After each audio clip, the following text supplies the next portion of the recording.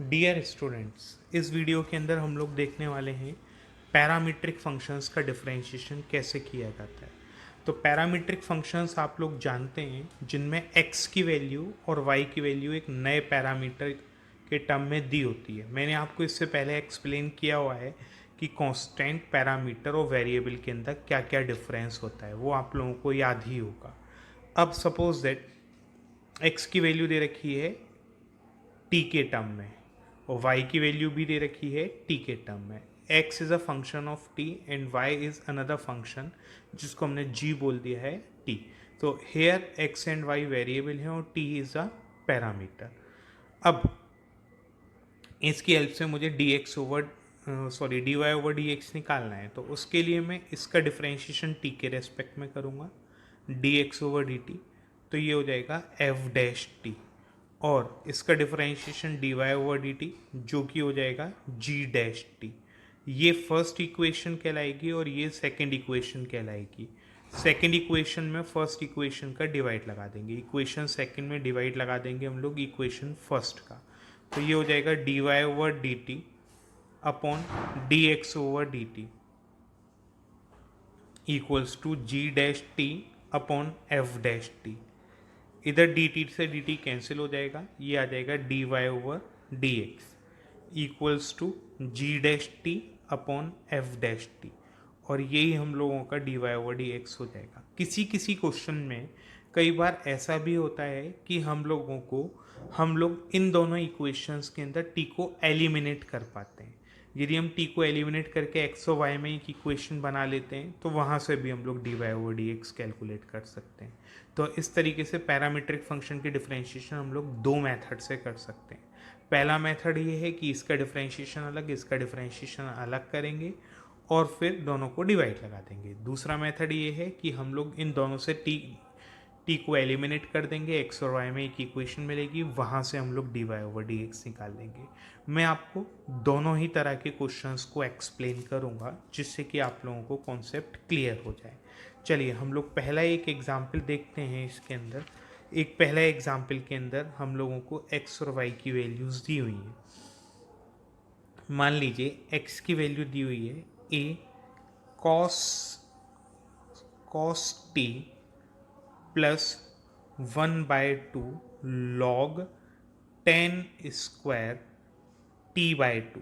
ये हमें x की वैल्यू दी हुई है और y की वैल्यू दी हुई है a साइन टी और हम लोगों को फाइंड आउट करना है dy ओवर dx। तो इसमें x का डिफरेंशिएशन t के रेस्पेक्ट में अलग होगा, y का डिफरेंशिएशन t के रेस्पेक्ट में अलग होगा और दोनों का डिफरेंशिएशन करने के बाद हम दोनों का डिवाइड लगा देंगे। चलिए तो सॉल्यूशन स्टार्ट करते हैं हम लोग। सॉल्यूशन के अंदर पहले यदि मैं y का डिफरेंशिएशन करूं तो ये है a साइन टी। तो इसका तो dy ओवर dt बहुत ही ईजी है। dy ओवर dt कितना हो जाएगा, a लिख देंगे और साइन टी का डिफरेंशिएशन cos t। ये है equation number 1।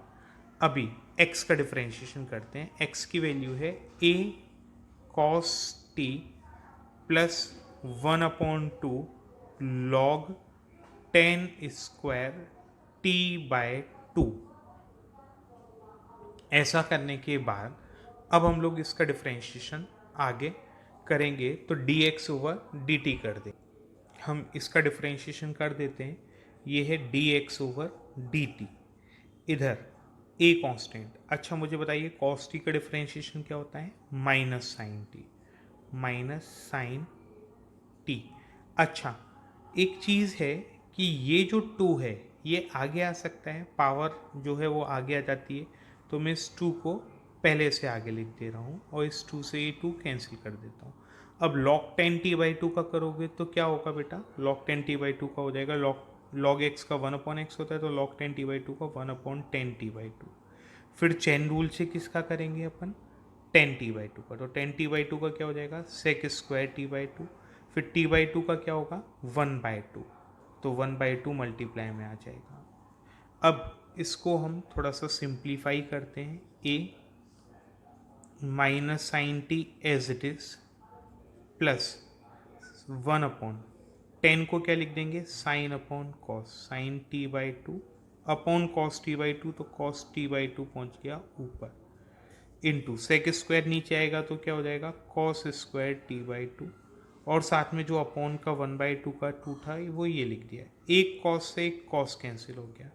2 sine t by two cos t by two, बेटा हाफ एंगल फॉर्मूला होता है साइन टी का, तो इसकी वैल्यू लिख दी जाएगी। अपना ये d x over D t चल रहा था, d x over D T की वैल्यू हो गई है ए माइनस के sine t plus 1/sin t। अब मैं एलसीएम ले लेता हूँ। जैसे ही मैं एलसीएम लूँगा नीचे साइन टी का, तो ये साइन टी का एलसीएम लेते ही minus sine T into sine T minus sine square T हो जाएगा प्लस 1, ये ए बाहर है, तो ये 1 माइनस साइन स्क्वायर टी कितना हो जाएगा cos square T upon sine T. ये मेरी value D x over D T की आ गई, ये equation second.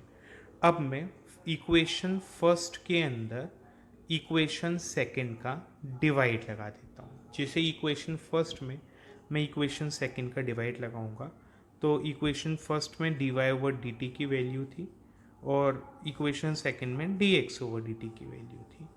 D Y over D T की वैल्यू निकली थी ए कॉस टी और D x over D T की वैल्यू निकली है A cos square T upon sine T. कुछ टर्म्स कैंसिल हो रहे हैं, जैसे ए से ए कैंसिल हो रहा है, एक कॉस से एक कॉस कैंसिल हो रहा है, इधर डी टी से डी टी कैंसिल हो रहा है। ये d Y over d x कितना हो जाएगा बेटा d Y over d x, ये साइन ऊपर पहुंच जाएगा sine t upon cos T.